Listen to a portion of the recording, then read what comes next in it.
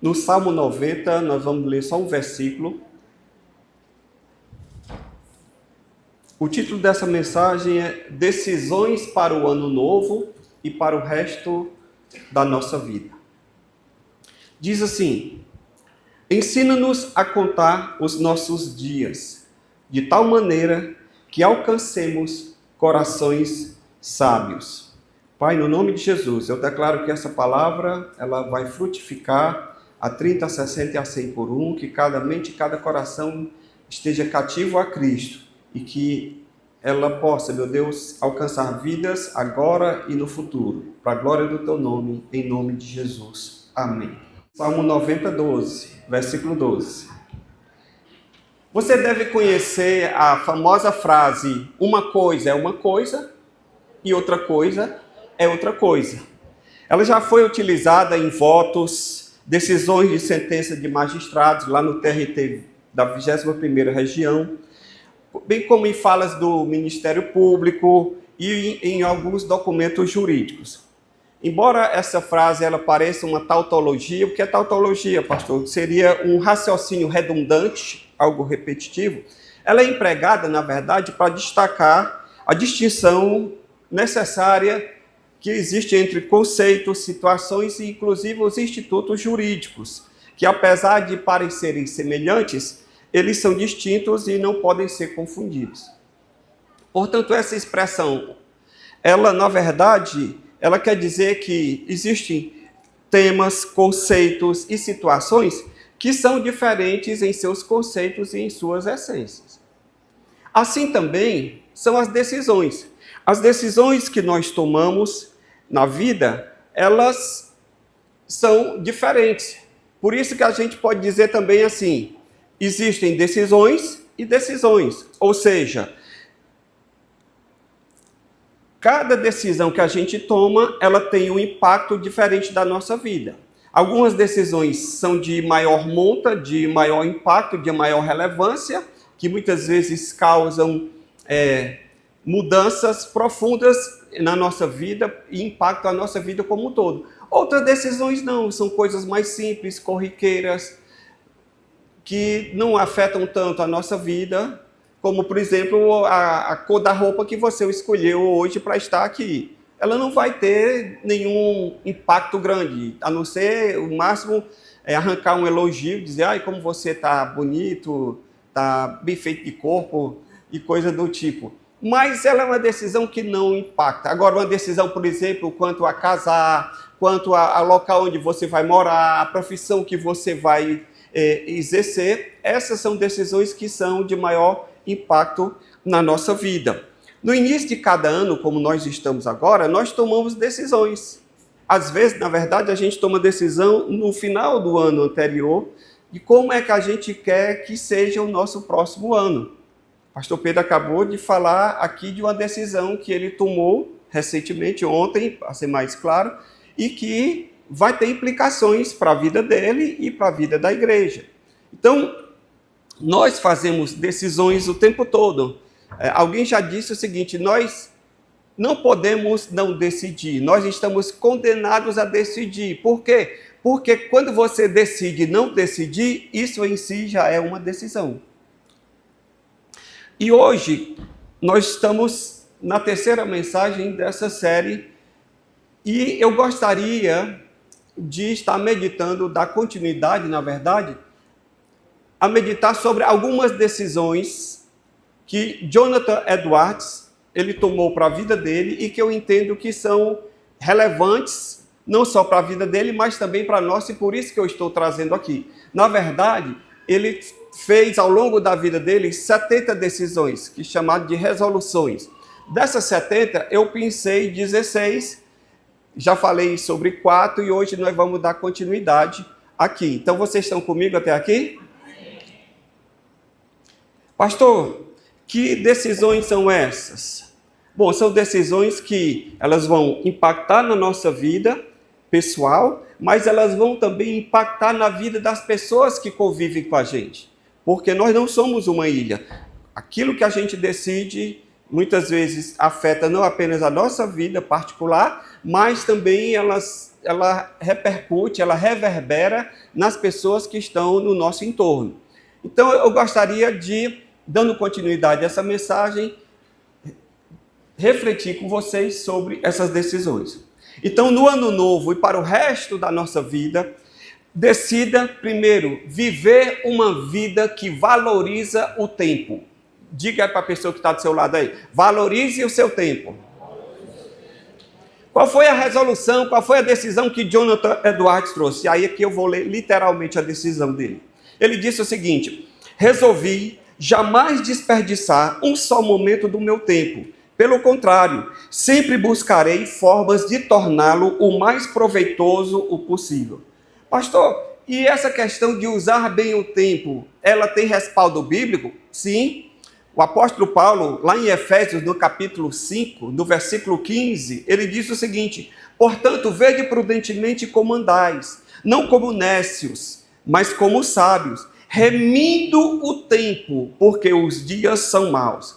Essa expressão, remindo o tempo, usada pelo apóstolo Paulo, na verdade, ele é um termo comercial que tem o sentido de comprar completamente, resgatar do mercado, aproveitar o máximo possível uma oportunidade antes que ela se perca. Então, Paulo ele está falando aqui da necessidade de viver com estratégia, de viver com valor, de viver a vida com discernimento espiritual para reconhecer os momentos dados por Deus. E nós acabamos de ver isso aqui. O pastor disse que estava diante do Senhor e Deus falou com ele e disse: olha, é momento oportuno de fazer essa atividade com a igreja. E aí ele decidiu, ele reconheceu que era esse momento oportuno para ele, era um momento kairos de Deus, e ele tomou essa decisão de como usar o seu tempo nas quartas-feiras. Então, remir o tempo é isso, é você reconhecer as oportunidades que Deus dá e o momento que Deus age na tua vida. Quando Paulo falou essa expressão, remir o tempo, ele falou para um povo que vivia debaixo de uma cultura romana. Na cultura romana, o tempo ele era frequentemente desperdiçado em prazeres, em jogos, em banquetes e em práticas imorais. E é para esse público que vive nessa cultura que Paulo diz: ei pessoal, vocês podiam fazer isso antes, mas agora que vocês se converteram, vocês têm que aprender a aproveitar melhor o tempo de vocês. Vocês têm que aprender a remir o tempo. Portanto, Paulo está falando para um povo que vivia no meio de uma sociedade em que a elite tinha o entretenimento e a ostentação do seu status como a prática cotidiana. E Paulo disse: vamos remir o tempo. Paulo confrontou essa mentalidade para chamar a atenção do povo de Deus, da igreja do Senhor, a necessidade que eles tinham que administrar o seu tempo a partir da sua conversão de uma forma diferente. Então, deixa eu lhe dizer, para o cristão não existe essa coisa de matar o tempo. Não existe essa coisa de, eu estou aqui à toa. Não, você tem que pedir sabedoria a Deus. Por isso que o texto diz, em um Salmo 90, 12, ensina-nos a contar os nossos dias. Ou seja, a ver, administrar bem o tempo que eu tenho na face da terra, para que eu alcance um coração sábio, para que eu não viva de qualquer maneira, para que eu não seja um tolo e simplesmente que estou aqui só preenchendo os meus dias com coisas que não terão grande impacto nem na minha vida e nem na vida dos outros. Jesus ele tinha plena consciência de que o seu tempo ele era limitado e por isso que ele aproveitava cada oportunidade que ele podia. Lá em João 9:4 ele diz: importa que eu faça as obras daquele que me enviou enquanto é dia, porque vem a noite quando ninguém pode trabalhar. Jesus ele tinha essa noção do tempo dele aqui na terra era limitado. E ele disse: olha, eu vou fazer aquilo que Deus me colocou para fazer durante o tempo que eu tenho. Eu vou administrar. E Jesus viveu 3 anos aqui no seu ministério de forma intensa. E ele causou um impacto tão grande, não apenas na sua própria vida, mas causou impacto em toda a humanidade. que hoje a história é dividida entre antes e depois de Jesus, porque ele viveu com propósito. Administrar o tempo, remir o tempo, é você aprender a viver com propósito. Amém? Dizem que dinheiro perdido pode ser recuperado, e é verdade. Você tomou um prejuízo, sofreu um golpe, você investiu em alguma coisa e aí você perdeu dinheiro, e você pode trabalhar e conseguir mais. Agora, tempo perdido ninguém recupera. O tempo que você tem hoje aqui, você está vivendo esse momento. No próximo domingo vai ser um outro ambiente, um outro momento, outras pessoas, e você vai estar vivendo outro momento também na sua vida. Por isso que os filósofos gregos antigos, eles diziam que ninguém toma banho 2 vezes no mesmo rio. Por quê? Porque nem você é mais o mesmo e nem o rio é mais o mesmo, porque são outras águas nas quais você está se banhando. Então é necessário você entender bem a questão da importância de você aproveitar bem o seu tempo. Amém? Tem uma historinha que eu vou ler aqui com vocês sobre a importância do tempo para que você possa entender. E aí você, inclusive, ser mais responsável até nos seus compromissos. Que a pessoa diz, eu cheguei atrasado só 5 minutos. Porque eu sou assim mesmo, eu gosto de chegar assim na risca. E aí você, às vezes, nesse negócio de chegar na risca, você desperdiça o seu tempo e também desrespeita o tempo das pessoas que estão lhe aguardando. Diz assim, o banco da vida. Imagine se você tivesse depositado na sua conta bancária todo dia, R$ 86.400. Quem gostaria disso? Melhor do que isso aqui, só o contrato de alguns magistrados por aí, né? Mas tudo bem. Você deveria gastar essa quantia ao longo do dia, porque no final do dia, esta conta estaria zerada. E no dia seguinte, mais R$ 86.400 seriam depositados. Ou seja, deposita aquele tempo, aquele dinheiro na sua conta e você tem que gastar aquele dinheiro todo. Não, eu vou guardar para amanhã. Não, o saldo vai ser zerado. Amanhã vai ser depositado mais 86.400. É o sonho de consumo de algumas mulheres aqui. Todos nós somos clientes desse banco. Deus nos dá 86.400 segundos para serem vividos da melhor maneira possível. Amando, sendo amado, sendo amigo, sendo irmão, sendo gentil, sendo família, sendo generoso, fazendo amizades, aprendendo, ensinando, enfim, vivendo. E como é que nós podemos saber, como é que nós podemos aquilatar o valor do tempo? Bom, para saber o valor de 1 ano, pergunte a um garoto que repetiu de ano. Meninozinho que ficou reprovado 1 ano. Aí ele volta a repetir a mesma série. E às vezes tem que aguentar a chacota dos que estão lá na série seguinte, que ele ficou para trás. Se você quiser saber o valor de 1 mês, pergunte a uma mulher que teve um filho prematuro. 1 mês dentro da barriga da mamãe faz muita diferença na saúde daquela criança. Para saber o valor de 1 semana, pergunte a um editor de uma revista semanal, que cada semana você tem que entregar uma revista com várias reportagens, vários assuntos, e aí muitas vezes o editor tem que virar à noite, porque no dia seguinte ele tem que estar com a revista pronta. Se você quiser saber o valor de 1 dia, pergunte a uma pessoa que tem tarefas muito difíceis, muito árduas para serem feitas naquele dia. E a pessoa termina o dia esgotado, que às vezes nem deu tempo de conseguir fazer tudo. Se você quiser saber o valor de 1 hora, pergunte aos namorados, aos amantes que não veem a hora de se encontrar. Dá 5 e não dá 4. E aí você fica naquela ansiedade de querer encontrar a pessoa amada. Eu me lembro que quando eu comecei a namorar, não tinha celular, então entreguei a idade. E aí, quando era meio-dia, eu estava no horário do almoço, aí eu ligava do telefone fixo do meu trabalho para o telefone fixo do trabalho da minha esposa. Aí eu disse, oi. E aí você ficava contando o tempo para poder você falar aquele momento. Para você saber o valor de 1 minuto, pergunte a quem perdeu o ônibus ou um avião. por um minuto o portão fechou e você perdeu o voo. E aí o transtorno está estabelecido.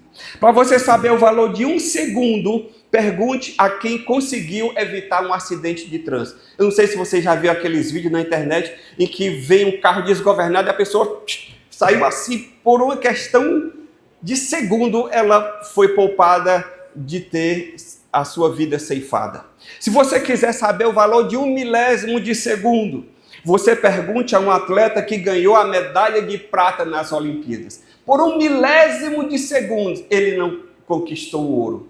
Então, querido, deixa eu lhe dizer, o tempo é importante, é porque às vezes a gente não se dá conta de como a gente desperdiça o nosso tempo. Então, se você está começando o ano, não termine 2026 matando o tempo. Aproveite o tempo que Deus te dá. Amém? E a minha pergunta é, o que é que mais tem ocupado o seu tempo ultimamente? Essas atividades nas quais você tem colocado o seu tempo, ela tem produzido frutos espirituais na sua vida? Você está melhor espiritualmente por conta da forma como você administra o seu tempo? O que é que você, olhando para a sua agenda, você consegue ajustar na sua rotina para poder usar melhor o tempo que Deus te deu? Você já fez esse exercício? Se não fez, eu quero lhe conclamar a você fazer. Porque às vezes a pessoa passa o dia assim, hoje eu não tenho nenhum compromisso, aí eu vou ficar aqui só de boa, e aí pega o celular e aí começa a navegar, e é tela por tela, quando ela olha, perdeu a manhã, já passou metade da tarde, e ela ficou ali só olhando tela por tela, navegando, e não trouxe nada de benefício, nada de acréscimo. É vendo vídeo do TikTok.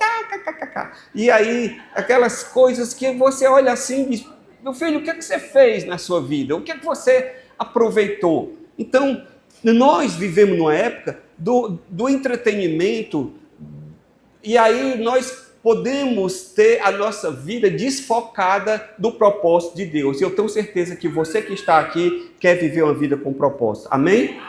Aí eu faço agora igual o pastor Pedro. Quem aqui quer viver uma vida com propósito? Levante a mão. Se você não levantou, meus pêsames.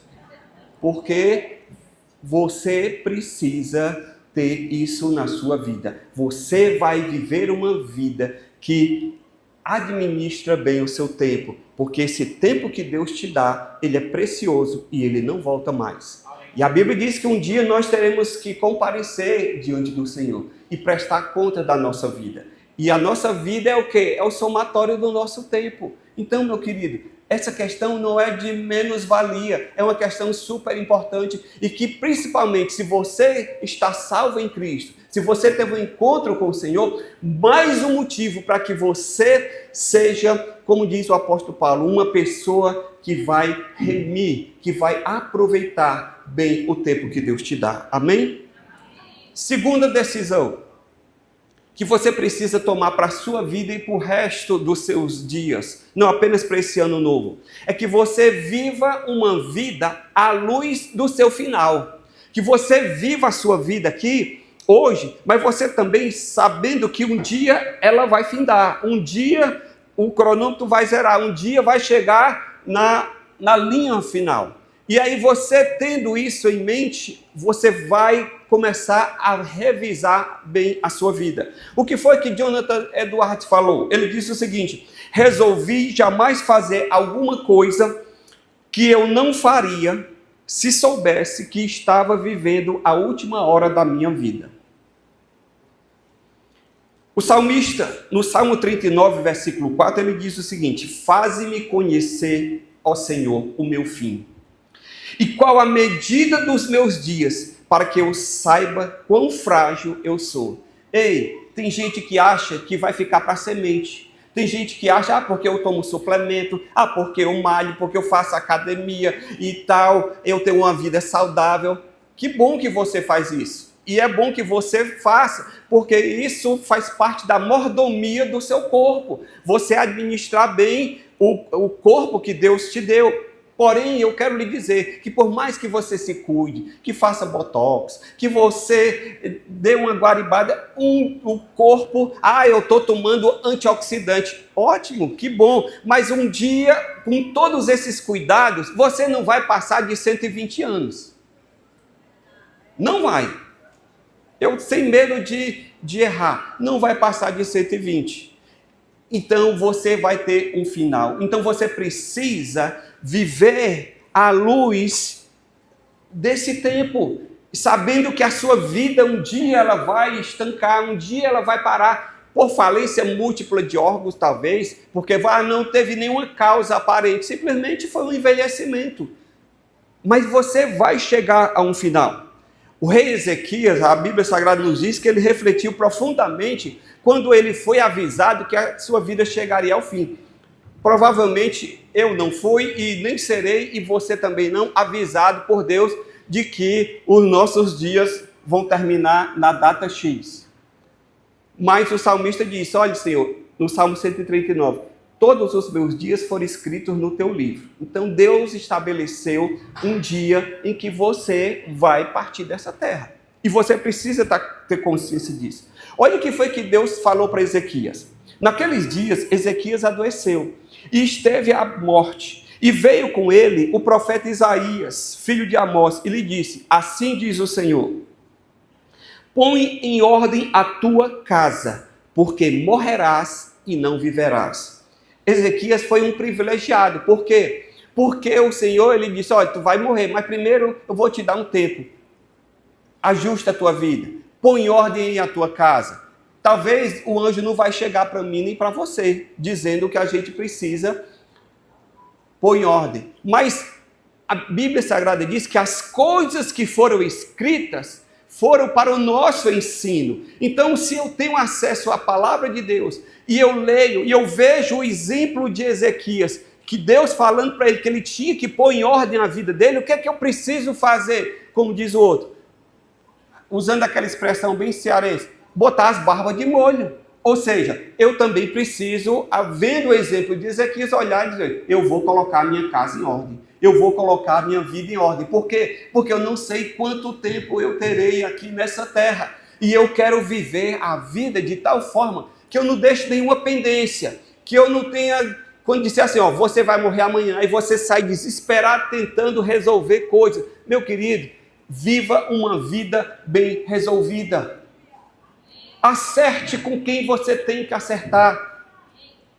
Não deixe, não fique empurrando com a barriga, não fique protelando aquilo que você precisa fazer, faça. Viva de tal maneira que quando chegar o dia da sua morte, a única coisa que você vai fazer é morrer. Mas você não vai aqui deixando um monte de pendências para trás. Viva a sua vida à luz do seu final. E a pergunta, não é nem a pergunta, o acontecimento que mais as pessoas lamentam nas suas vidas, sabe o que é? Quando elas chegam no final da sua vida, elas não lamentam o fato de não ter trabalhado mais e adquirido mais riqueza. Mas elas sim lamentam o fato de não ter amado mais e melhor. Quando você vê uma pessoa no leito de morte, ela não está lá dizendo, eu poderia ter ganhado 1 milhão a mais. Eu poderia ter poupado mais. Eu poderia ter feito um curso a mais. Não. Porque ela sabe que ali ela não está levando nada. O fato dela ter 1 milhão, 2 milhões a mais ou a menos no banco não vai fazer diferença na vida dela. Afinal, para onde ela está indo, ela vai com a roupa que nem bolso tem. Paletó de defunto não tem bolso. Vocês sabem da história que o homem disse, minha filha, eu quero uma coisa. Quando eu morrer, eu quero que você coloque no meu caixão, junto comigo, toda a minha riqueza. E aí a mulher disse, como é que eu vou fazer? Um homem desse rico que só. Caixão, vai ter que ter uns 20 caixões. Aí ela teve uma ideia. Aí, no dia da morte dele, ela preencheu um talão, pegou um talão de cheque e preencheu um cheque no valor da fortuna dele, e colocou dentro do caixão. Vai com a fortuna. E aí ele foi com todo o dinheiro que ele tinha, só que lá ele não ia poder descontar o cheque. E ela ficou com tudo. Então, deixa eu lhe dizer, meu querido, você não vai lamentar o fato de não ter ganhado mais dinheiro. Você vai lamentar o fato de você não ter amado as pessoas. Você não ter vivido como você deveria ter vivido como uma pessoa de Deus. Então, viva a vida à luz do seu final. Olhe para a sua vida. Saiba que o seu tempo aqui é limitado. Resolva situações não resolvidas. Tem pendência com pessoas. Tem problema de relacionamento. Resolva. Não deixe para a última hora porque pode não dar tempo. Se hoje fosse o último dia, o que é que você iria fazer diferente na sua vida? Já parou para pensar sobre isso? Se você, ao final do culto aqui, você fosse passando ali na porta, se despedindo ali do pastor, e aí o anjo disse, se despede mesmo, porque hoje é teu último dia. Aí você ia sair daqui, você ia passar a tarde vendo Netflix? Você ia passar a tarde roncando na cama e a baba escorrendo no lado? Não, você ia querer dizer, eu preciso fazer, tem umas coisas aqui que eu estava deixando para mês que vem. Você ia querer fazer algo na sua vida, porque você saberia que o seu tempo estava se esgotando. E aí a minha pergunta é, existem coisas que você precisa corrigir enquanto há tempo? Você tem se preocupado apenas em acumular e deixar riqueza, uma herança material? Porque tem gente que se preocupa em deixar riqueza material para os filhos. Ei, meu irmão, os meus filhos estão aqui. E eu já disse para eles, olha, e se eu não disse, eu vou dizer agora.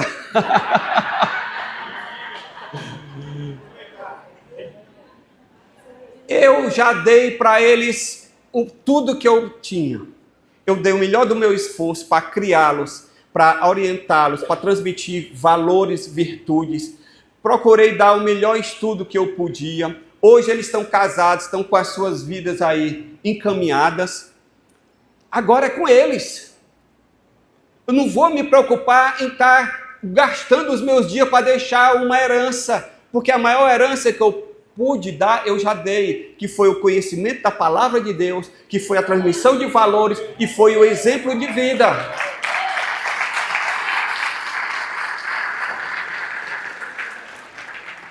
Claro que pela lei, que eu vindo a falecer, a minha esposa, o apartamento que eu tenho, o carro que eu tenho, vai entrar aí no inventário e eles vão poder usufruir, mas eu não vou viver em função disso. Entende?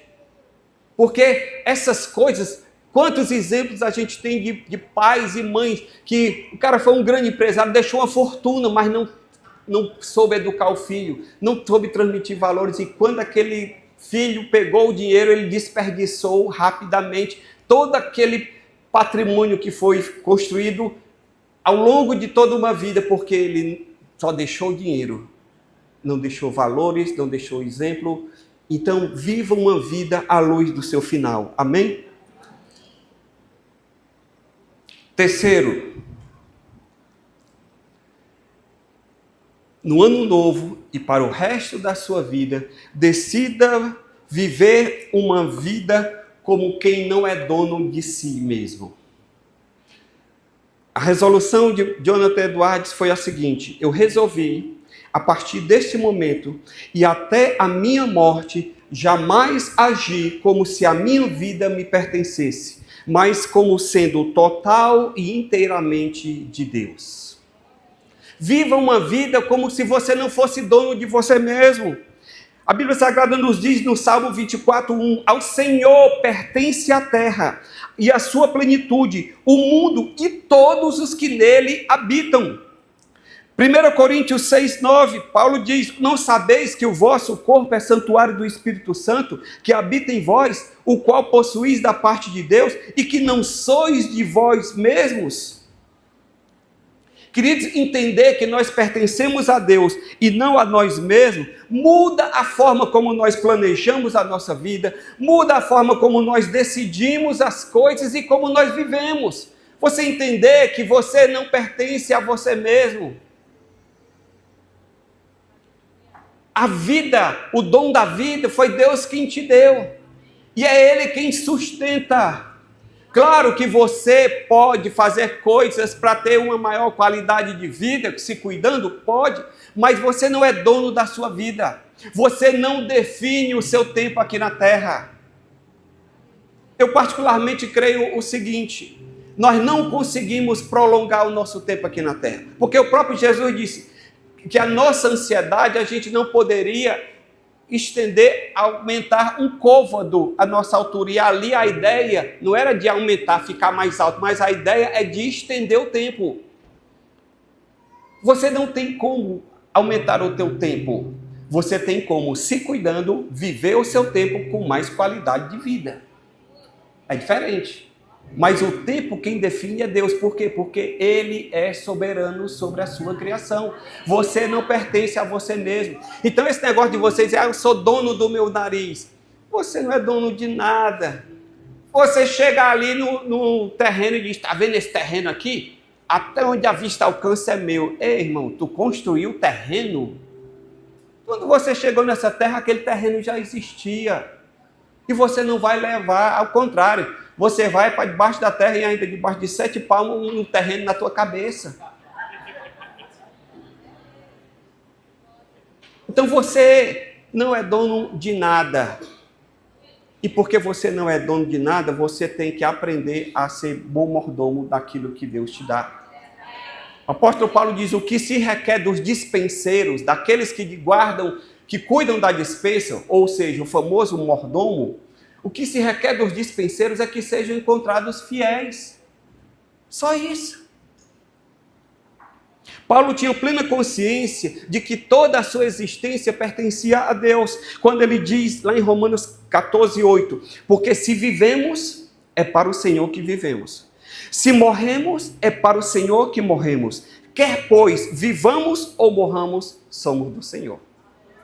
Então, viva de tal forma e como quem não é dono de si, como se a sua vida não lhe pertencesse, mas pertencesse a Deus, porque isso de fato é. E o apóstolo Paulo tinha plena consciência disso, que ele não apenas falou isso em Romanos, mas lá em Gálatas 2:20, ele disse o seguinte: eu estou crucificado com Cristo, logo já não sou eu quem vive, mas Cristo vive em mim. E esse viver que agora tenho na carne, vivo pela fé no Filho de Deus, o qual me amou e a si mesmo se entregou por mim. Você se considera uma pessoa redimida? Pronto, eu sou redimido pelo sangue de Jesus. Sabe o que é ser redimido?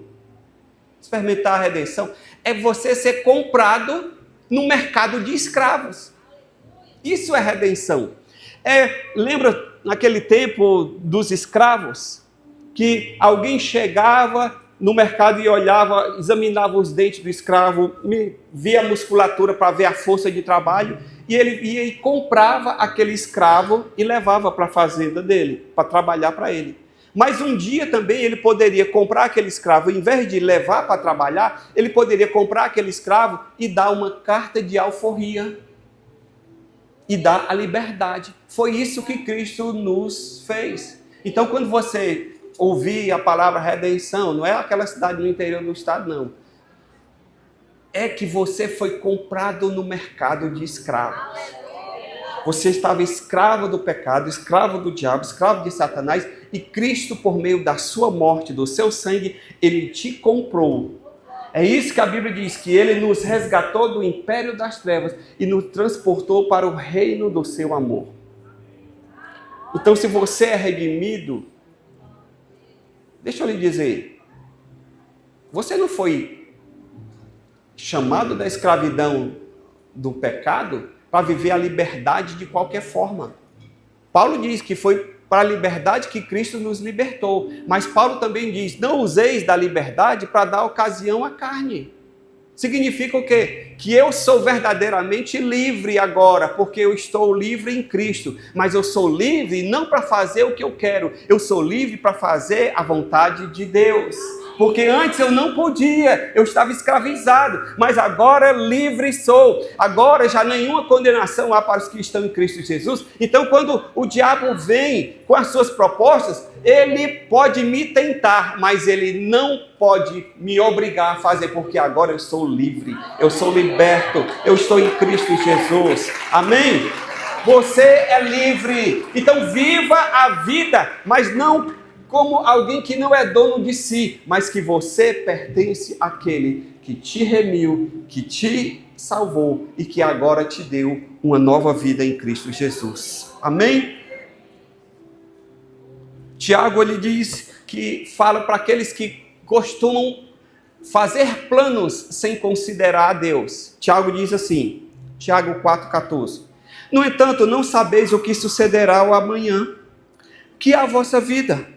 Sois um vapor que aparece por um pouco e logo se desvanece. Em lugar disso, deverias dizer, se o Senhor quiser, viveremos, faremos isto ou aquilo. Tem gente que diz assim, próximo ano eu vou fazer isso e aquilo. Ou então, próxima semana eu vou viajar. Então você encontra com a pessoa e a pessoa diz, e aí fulano, posso contar com você? Ele diz, rapaz, com certeza, estarei lá. Vocês sabem daquele acidente que aconteceu aqui na Serra de Pacatuba. Eu não lembro qual foi o ano. 82. Um avião vindo de São Paulo, cheio de empresários que tinham ido participar de uma feira de negócios. Inclusive, Edson Queiroz estava nesse avião. E o piloto se confundiu com a altura da Serra de Pacatuba, que ela é muito alta. E parece que era de madrugada e ele, não sei se houve alguma falha, eu sei que o avião se chocou contra aquela serra. E não sobrou nenhum corpo inteiro. Todos que estavam ali morreram e depois recolheram só os pedaços. Eu acho que foi feito até um enterro coletivo.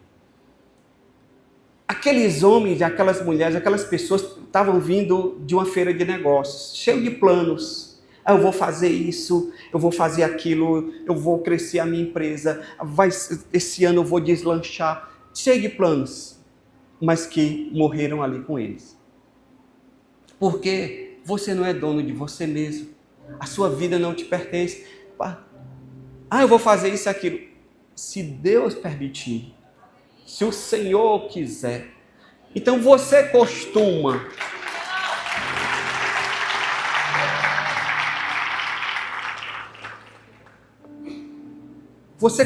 submeter a sua vontade, os seus planos a Deus, ou você simplesmente traça os seus planos e depois vai orar e diz, Senhor, abençoa? Você não, quando traçou seus planos, você não se preocupou em saber se era vontade de Deus. Simplesmente você traçou e agora você quer apresentar a Deus para simplesmente pedir a bênção dele. Não é assim que funciona. No reino de Deus não é assim. Você precisa viver uma vida sabendo que você pertence a Deus, você não é dono de si, você não tem controle sobre o amanhã e que você precisa viver uma vida à luz da eternidade, à luz do seu fim, sabendo que um dia você vai ter que comparecer diante de Deus. Como é que está a sua vida espiritual? Como é que está a sua vida com Deus, a sua caminhada? Deus é para você um adereço? Ele é só uma figura marginal ali, em que você se lembra dele num dia que vai para uma celebração?